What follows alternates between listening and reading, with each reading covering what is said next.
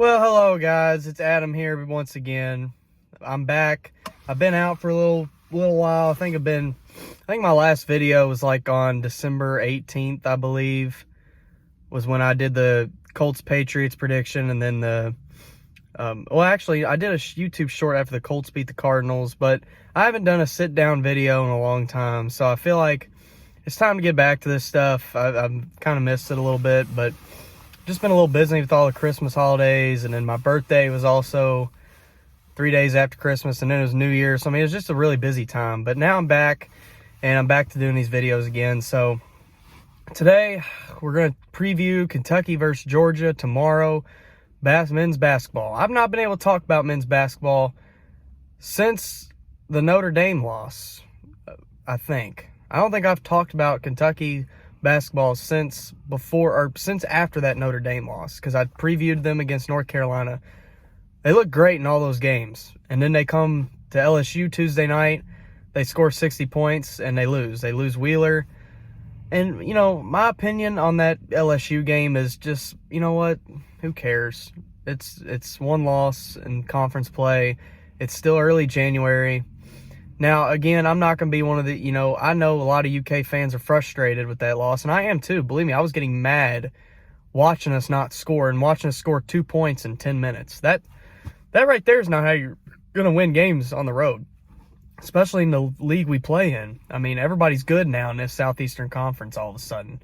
So we're just going to have to be able to score better. I mean, because look at all the 4 wins we had after Notre Dame. We scored in like the 90s, I think, every game.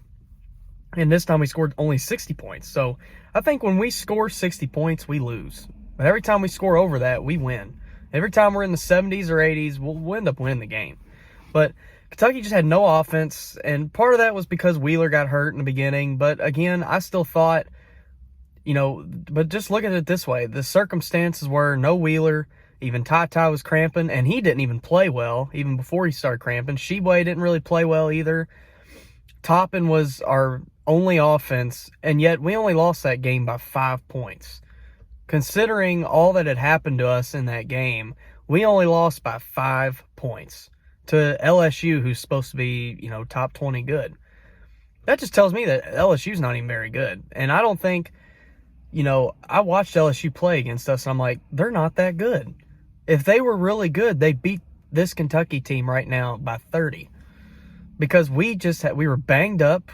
We had injuries. We had, guys not playing well. We had guys not scoring. We didn't have anything working for us besides we could defend them. And I guess because they're not that good. I don't think either team played, really good. I still think LSU can be good, but I just think both teams played, pretty poorly, and just the team that wanted it more at the end was LSU. Now, I'm not going to blame Sheboy for that loss because, he threw it out of bounds, and that's why we lost. No, I mean, we shouldn't have scored 3 points in like 12 minutes. LSU should have never gone on a 20-3 run in the last 10, 11 minutes of the game. I mean, that right there is why we lost, not because Sheboy was, he basically shit his pants when he got the ball and he just threw it out of bounds. That's not why we lost. But believe me, and I think when that happened, when they got the dunk and they made it a 3-point game, Cal could have called a timeout. But just face it, folks, he's never going to call a timeout when we're in a situation like that. He just never is. I don't know why he doesn't. I thought he should have called one. I thought he should have called one when Sheboy grabbed the ball. But he couldn't really call one because Sheboy, as soon as he grabbed the ball, he just threw it. And I mean, I think he just was excited that he made that big play. It's almost like the Humphreys thing against Texas A&M when he basically got that big play, get that big stop, and then he slammed the ball, got a technical. It's kind of like the same thing, except it was a little different. But believe me, I'm not all blaming Oscar for that loss. So now we play Georgia tomorrow, 6 o'clock. What do I expect? I expect us to fully bounce back. And whether Wheeler's on the floor or not, or whether Shaden Sharp even plays or not, because I know Sharp is now in Lexington, and I think he will be on the bench for Georgia. But whether those two guys get on the floor or not, Kentucky should totally bounce back from this win.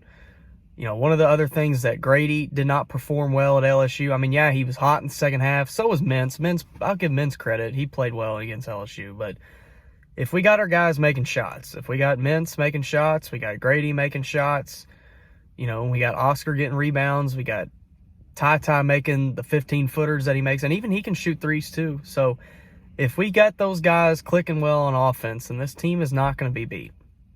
And we definitely should not lose to Georgia at home when they just got blown out by Gardner-Webb at home. No reason to bounce back this Saturday. So I think Kentucky will win it. You know, like I said, whenever we score past 80 points, we'll win. If we score below 70 points, we'll probably lose. So I'm saying Kentucky will win it 92 to 67. We're going to kick Georgia's ass tomorrow. We're going to, you know, run Tom Crean out of the building. And I think that's how it's going to go. Georgia's, I think, the worst team in the SEC, and the team that's right below them is Missouri. So, and then we got Vanderbilt and Tennessee next week, and I think those should be wins. I mean, Vanderbilt on the road, we usually play pretty well there because, you know, a lot of Kentucky fans show up. And then Tennessee at home, we got to beat them at home. We have to at least beat them at home because it seems like we haven't beaten them at home in a long time. So anyway, guys, that's going to do it for me today. I'm glad to be back doing these videos. I hope you guys enjoy the rest of your day. I will see you guys tomorrow on a Colts-Jaguars prediction. It's going to be the last regular season game for the Colts. I'm looking forward to it. I'm hoping the Colts will win so I can get in the playoffs. And then I'll see you guys Monday on a Pacers update. But other than that, you guys enjoy the rest of your day. I will see you guys tomorrow. I think I already said that. But just like the video, subscribe to the channel. As always, comment your thoughts down below. And go Colts, go Pacers, and go Cats, as always.